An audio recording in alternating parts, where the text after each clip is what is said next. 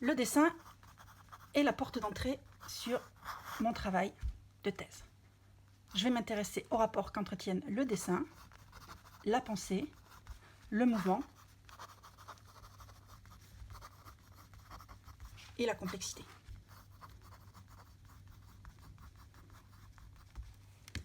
Plus précisément, voilà les thèmes principaux de mon travail. Je les liste. Outre dessin, pensée, mouvement et complexité, nous allons parler de pensée design, de pensée adductive, de pensée systémique, du rapport entre le tout et les parties, de data, d'images, d'art et bien sûr de pensée managériale.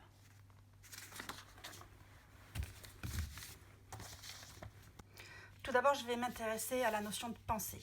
Donc, la pensée, qu'est-ce que c'est? La pensée, c'est ce qui nous permet d'abord de percevoir le monde, c'est-à-dire percevoir l'information qui nous est transmise, puis de comprendre ce monde au sens propre de prendre avec nous, d'assimiler le monde avec nous.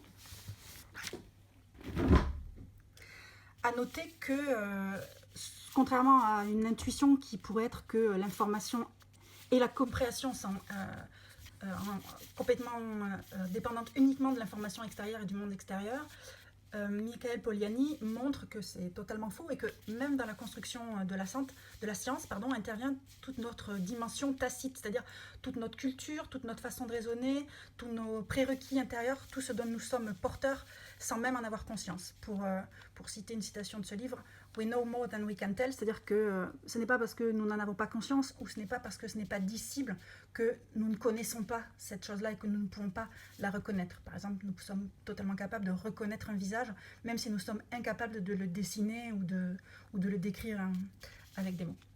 Pensez donc, pour poursuivre, et Wurzmann, donc c'est un éminent, je vais montrer la dimension tacite, voilà, de Michael Polanyi. Et Richard Wurman, c'est un penseur qui s'est intéressé au mécanisme de la cognition, de la compréhension et de notre monde. Une citation de ce livre, c'est que on ne comprend quelque chose que par rapport à on connaît déjà, qui donc relativise qu'une compréhension d'une même perception est complètement relative. Donc à partir de cette compréhension, penser, c'est construire des connaissances et c'est décider. Et en entreprise, on décide pour agir. Tout ça, donc, ça constitue la branche des sciences de la cognition. Pour aller plus loin dans cette idée que la façon dont on pense est propre à chacun, lorsqu'on comprend et qu'on transforme une information en connaissance, on fait appel à des catégories préexistantes dans notre cerveau. Connaître quelque chose, finalement, ça revient à le placer dans une catégorie préexistante. J'ai aussi lu un article qui illustre que finalement les langues que nous parlons modèlent quelque part notre façon de penser. Pour revenir à la pensée, un premier mode de pensée que je vais distinguer dans mon travail, c'est ce que j'appelle la pensée managériale. Qu'est-ce que c'est? Alors, lorsqu'on est un pur produit des grandes écoles comme moi, école de management, école d'ingénieur, c'est le mode préférentiel auquel on recourt. Une première caractéristique, c'est qu'elle est linéaire, elle s'écoule linéairement. On est finalement des superstars des mots et de la pensée verbale. C'est-à-dire on est très fort sur l'écrit, on est très fort à l'oral. À cet égard, on peut citer Saussure qui disait que la pensée ne précède pas les mots, que les mots et la pensée, c'est la même chose. Ce mode de pensée managériale, c'est un mode donc, qui, en caricaturant, on associe le plus souvent à notre cerveau gauche et qui repose principalement sur deux modes de raisonnement, la déduction et l'induction. La déduction, on sait tous ce que c'est en mathématiques, ça consiste à déduire une conclusion certaine. L'induction, c'est aussi très souvent utilisé en mathématiques, ça consiste à généraliser une observation que l'on fait. Et en physique, on l'utilise énormément. Bref, ce que je suis en train de dire, c'est que ce mode de pensée managériale, donc, qui est totalement prédominant dans les entreprises d'aujourd'hui, consiste finalement à avoir une vision très mathématisée du monde et très écrite. Une caricature de ça, c'est PowerPoint. Donc là, je vais citer un article de ce monsieur qui est Tufte, qui explique pourquoi PowerPoint est le mal, puisque en fait, PowerPoint, ça consiste à plaquer essayer de faire rentrer de force dans des mots et dans de l'oral des informations qui souvent exigent des visions, qui souvent exigent en fait énormément de comparaison entre beaucoup d'informations et qui en fait seraient beaucoup plus adaptées à une présentation globale et visuelle. Mais PowerPoint est bien une séquence linéaire. À cet égard, l'autre outil très répandu de présentation de l'information, Prési, permet beaucoup plus d'avoir cette vision d'ensemble de l'information et ces allers-retours entre les différentes parties du raisonnement qui permettent la compréhension. La forme extrême, la plus performante donc, de ce mode de pensée managériale, c'est le problem solving. Voilà, être un magnifique problem solver pour comprendre le monde et prendre des décisions. Mais par ailleurs, on peut observer que d'autres personnes, et notamment, mais pas uniquement les designers, peuvent avoir un autre mode de pensée qui est la pensée visuelle, qui donc est associée à la capacité d'avoir des images mentales et dont les neurosciences nous montrent qu'elle est quand même plus préférentiellement associée au cerveau droit, mais il ne faut pas caricaturer. J'ai eu l'occasion de consulter un petit peu une thèse d'expérience utilisateur qui montre que finalement, entre pensée visuelle et pensée verbale, eh bien, lorsqu'on est confronté à une expérience, par exemple, d'utilisation d'une interface informatique, les personnes, suivant qui elles sont, vont avoir un mode de pensée privilégié pour raisonner, mais que néanmoins, elles peuvent quand même, au fur et à mesure du temps, apprendre à développer l'un ou l'autre mode et s'adapter à ce que présente l'interface informatique. Cette pensée visuelle, donc, qu'est-ce que c'est ? C'est la capacité, d'une part, à convoquer des images mentales préexistantes. C'est quelque chose qui est très utile dans la préparation mentale. Donc là, je vais citer ce livre de Christian Target, La Bible de la préparation mentale, qui donc est un livre surtout pour la préparation des sportifs. La préparation mentale, donc, ça consiste à cultiver ses ressources mentales pour atteindre un objectif de performance, et c'est extrêmement utilisé dans tous les milieux d'autres exigences, comme le sport, l'armée, la NASA. Mais en fait, en entreprise, c'est encore très peu répandu. Donc, ça ne consiste pas à muscler sa cognition, ça pas du tout. Une conférence du docteur Denis Lambolet, qui essaye de répandre cette pratique de la préparation mentale dans les entreprises, liste la capacité à convoquer des images mentales comme une des formes de force mentale, une autre force étant la capacité à convoquer des émotions positives, et une autre encore étant la capacité d'attention, de focus. Alors, mais ces images mentales, donc, on peut les convoquer, et puis on peut aussi avoir la capacité, lorsqu'on est fort visuellement, d'en créer ou d'imaginer en réalisant des connexions entre nos différentes empreintes mentales. Ça, c'est ce que fait l'artiste, c'est ce que fait le designer, c'est ce que nous faisons tous, en fait, à notre niveau. Je vais y revenir plus tard. Je reviens en arrière pour citer une référence que j'ai oublié de citer sur la partie sciences de la cognition, cet ouvrage qui parle de comment on perçoit vraiment scientifiquement dans les structures de l'organisme et dans la cognition l'information et le rapport avec la façon dont il faut designer, présenter visuellement les choses pour que ça soit compris. Je vais maintenant passer à la pensée design. Alors, tout d'abord, nous savons bien entendu que le dessin est un élément clé de la pensée du designer, un de ses outils les plus importants. Le mot déjà est très proche entre dessin et design, et un jeu de mots qu'on utilise bien souvent associe dans une définition de design le dessin et le dessin, l'intention. C'est-à-dire que le design, c'est la capacité à donner une forme à un projet, à une intention, à quelque chose qui doit faire sens, qui doit remplir un rôle.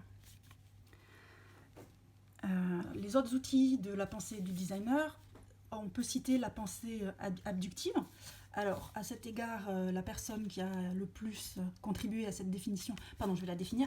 La pensée abductive, donc, c'est un troisième mode de pensée à comparer avec l'induction et la déduction, qui, elle, pour le coup, est beaucoup moins familière lorsqu'on a une pensée formatée par les grandes écoles et qu'on a une pensée managériale, mais qui est le mode de pensée, par exemple, du détective, du designer, mais aussi du physicien, qui cherche des hypothèses pour interpréter l'ensemble des observations qu'il fait, et le détective idem qui cherche à inventer, et là il y a vraiment une notion de création, des raisons qui ne sont pas uniques, qui peuvent expliquer l'ensemble des choses que l'on observe. Donc Peirce, c'est, suivant le dictionnaire de philosophie de Stanford, c'est un des plus grands penseurs américains du XXe siècle, assez difficile d'accès, très prolifique, qui a écrit plus de 12 000 pages, pas toutes publiées, mais en cours de publication aujourd'hui, et qui a largement contribué à cette définition de l'abduction. Ensuite, un autre élément clé de la pensée du designer, c'est le fait de penser système. Un système, c'est le fait que le monde est interconnecté, ne raisonne pas, enfin, ne s'interprète pas de façon cause-effet et c'est tout, mais qu'il y a des choses beaucoup plus complexes qui se passent. Alors, pour ça, bien sûr, l'auteur des références pour expliquer la complexité, puisque donc les systèmes sont étroitement liés à la complexité, bien entendu, c'est Edgar Morin. On peut lister différentes formes de complexité.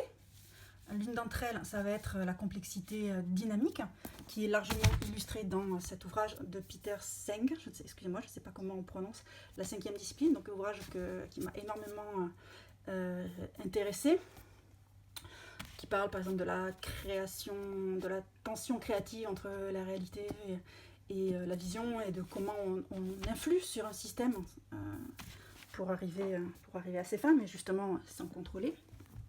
Et dont le thème principal est l'organisation apprenante, sachant que la 5e discipline, donc la plus importante, puisqu'elle permet d'utiliser avec fruit les 4 premières, c'est la pensée systémique. Un autre ouvrage de référence pour la complexité, c'est Herbert Simon, The Sciences of the Artificial, qui fait d'ailleurs ce travail de lister ces différentes formes de complexité et qui notamment parle beaucoup de la complexité hiérarchique. On peut aussi citer le chaos, etc. D'autres manières de décrire la complexité. Ensuite, pour revenir à la pensée du designer, finalement, ce qu'on constate si on oppose la pensée du designer et la pensée managériale, c'est qu'ils ne vont pas avoir la même manière de découper un problème. Justement, je dis découper un problème, c'est typiquement le mode de raisonnement de l'ingénieur qui consiste à découper un problème et à raisonner d'abord sur chacune des parties pour après en déduire ce qu'on peut faire sur le tout. En design, on fait exactement le contraire, c'est-à-dire qu'on raisonne d'abord à partir du tout et ensuite on va sur l'ensemble des parties. Ainsi, donc ça c'est quelque chose que j'ai beaucoup appris dans, d'une part, cet article de Boland, Colopi et deux autres auteurs, et d'autre part, bien sûr, dans ce livre, donc, qui est finalement la référence principale, on pourrait dire, de mon travail, Managing as Designing, écrit par 2 professeurs d'une université des États-Unis, dont le nouveau bâtiment a été construit par l'architecte célèbre Frank Gehry. On reconnaît bien son style. Et cette confrontation entre le processus de travail de l'architecte Frank Gehry et le mode de pensée usuel de ses professeurs, donc qui sont des professeurs de business, de gestion, a conduit ces professeurs de sciences sociales, de sciences du business à investiguer avec force détail le mode de pensée finalement de Frank Gehry, et le mode de pensée et le mode d'action et d'organisation et la façon de construire des chemins d'action de Frank Gehry et de son cabinet. Voilà, donc un ouvrage à recommander. Et donc, par rapport à cette idée de raisonner d'abord sur le tout et sur les parties, eh bien, le designer, et donc Frank Gehry, utilise le dessin pour ça. Ce que Frank Gehry dit, c'est que donc, dès le départ, il fait ce que moi je vais appeler, mais le terme est propre, un gribouillis, et ce que Frank Gehry appelle un Shrek model. Shrek voulant dire en israélien qui fait peur. Pourquoi qui fait peur ? Parce que lorsqu'on le présente au client, finalement, ce premier gribouillis de départ n'a pas grand-chose à voir avec le résultat final. Néanmoins, il est déjà porteur de l'intention globale du projet. Si je reviens sur la correspondance entre mon tout et mes parties, une autre référence qui m'a personnellement énormément éclairée, c'est celle-ci. Donc, c'est l'œuvre d'un monsieur très peu connu, lui, pour le coup, qui s'appelle Paul Delaveine, comte de Choulot, qui était un noble légitimiste du 19e siècle, légitimiste, c'est-à-dire qui pensait que la monarchie devait être réinstaurée, et qui, à partir de 50 ans, donc sur le tard, a fait une carrière très prolifique et assez reconnue de paysagiste. Par exemple, il a refait le parc du Vésinet, et qui a écrit donc cette œuvre qui en fait est à mes yeux un manifeste du design avant l'heure, puisque donc elle date de 1846, L'art des jardins, études théoriques et pratiques sur l'arrangement extérieur des habitations. Donc, l'introduction de cette œuvre contient une citation qui est vraiment très importante pour moi, qui est qu'une chose importante qu'il ne faut pas oublier qu'il faut prendre en considération depuis le départ lorsqu'on construit un jardin, c'est son intégration dans le paysage et finalement plus largement la correspondance des différentes parties entre elles et avec le tout. Si maintenant on s'intéresse à la notion de mouvement, pourquoi est-ce que j'associe l'histoire du mouvement au rapport qu'entretiennent la pensée design et le dessin? Eh bien, c'est que ce mouvement, finalement, énormément de praticiens, qui soient designers ou qui sont dessinateurs, vont nous parler de l'importance du mouvement.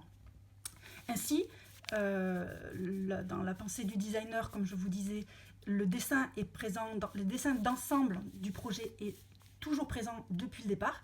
Et ensuite, au fur et à mesure du temps, ce qu'on va observer, c'est que dans la pensée du designer et sur le papier, le design va progressivement se déployer devant les yeux du designer. C'est-à-dire qu'au départ, il va être très vague, le gribouillis de départ, il va présenter uniquement un axe, un mouvement, une direction unique, puis il va se déployer dans l'autre direction. Petit à petit, il va gagner en précision, finalement, de la même manière que moi je vous ai présenté 3 mind maps successifs gagnant en précision au fur et à mesure. Donc il y a bien une histoire de mouvement.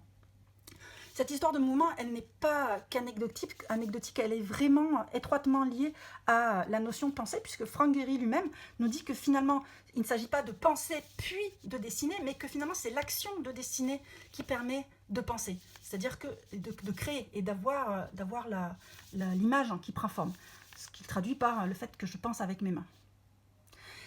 Et bien cette relation, on la retrouve également dans d'autres disciplines que le design, dans le domaine de l'art.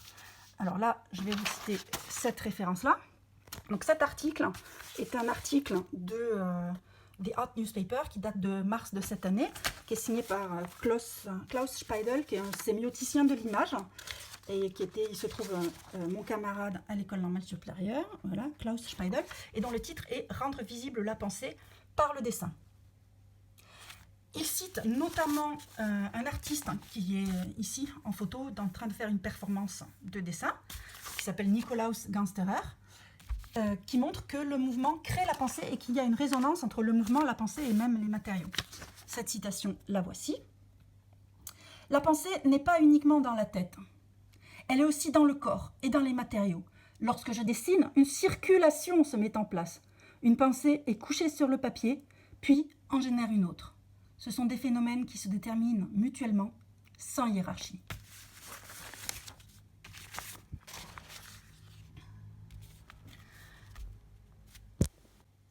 Finalement, ce que à la fois les théoriciens de la façon dont nous comprenons le monde,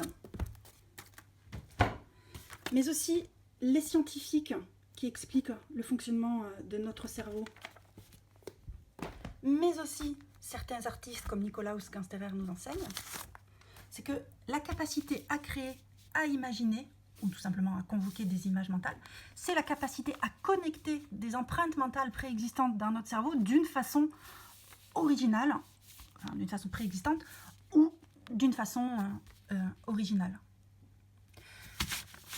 C'est notamment la base de l'intuition. L'intuition est la capacité à connecter des signaux faibles que quelqu'un d'autre n'aurait peut-être pas perçus consciemment, et que peut-être même nous-mêmes nous n'avons pas perçus consciemment, mais qui nous permettent d'avoir la sensation, la certitude même parfois, que nous connaissons la réponse, nous savons ce qui s'est passé. Ça en fait, donc cette intuition, elle n'est pas du tout mystique, elle s'explique totalement, et ça explique la méthode du détective. Je vous ai dit que la pensée abductive, c'est-à-dire la capacité à partir d'un ensemble d'observations, inférer une cause possible à deviner, à inventer une cause possible, plusieurs causes possibles aux observations que l'on fait, la pensée abductive, que c'est une méthode essentielle du raisonnement du détective.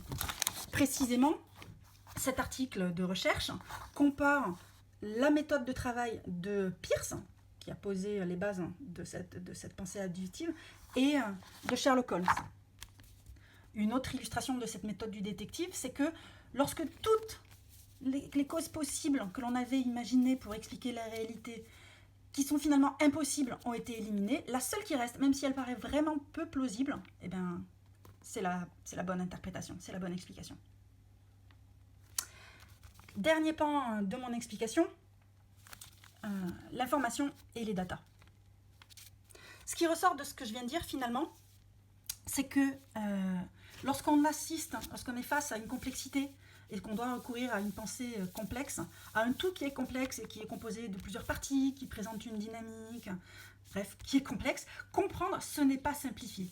Comprendre, c'est la capacité de dégager du sens, de dégager ce qu'en anglais on appelle insight, à partir d'une grande masse d'informations. C'est la patte de l'intelligence humaine. Aujourd'hui, je vais enfoncer des portes ouvertes en disant que nous sommes dans un monde où les quantités d'informations disponibles de toutes sortes sont de plus en plus importantes et du coup il est de plus en plus difficile finalement de distinguer l'essentiel et l'accessoire dans cette masse d'informations et de tirer du sens de notre environnement. L'image est très utile par rapport à ça. En effet, on l'a vu, l'image manuelle, c'est-à-dire tracée par la main de l'homme, c'est-à-dire le dessin, permet d'appréhender et de résoudre une complexité. Aujourd'hui, on est en plein développement de manières générées par la machine de générer des images à partir de grandes masses d'informations. Donc ça, bien sûr, on pense à la data vis. Plus généralement, la capacité à designer, à concevoir de grandes quantités d'informations pour en faire du sens, on appelle ça le design de l'information ou architecture de l'information, terme qui a été créé par Richard Wurman, dont je vous ai montré le livre précédemment.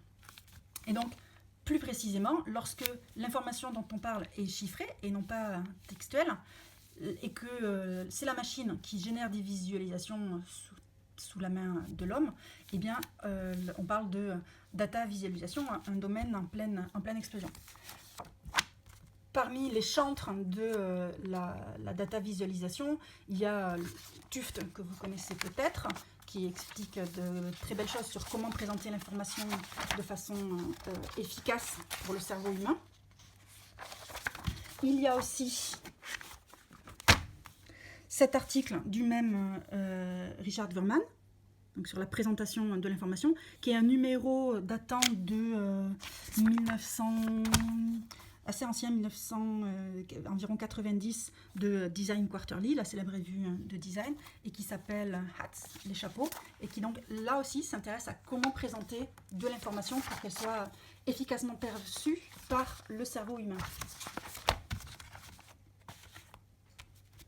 La conclusion, c'est donc que les questions que je vais poser dans mon travail de recherche, ce que je vais chercher à élucider dans mon travail de recherche, c'est investiguer plus précisément les sensations et les processus et les moyens de développer ces interférences, cet enrichissement entre la pensée, le dessin, le mouvement et la complexité d'une part, et d'autre part, essayer de discerner comment on peut tirer le meilleur parti à la fois de la machine et à la fois de la main de l'homme pour dégager des insights par le dessin et par l'image d'informations, qu'elles soient en grande quantité ou pas.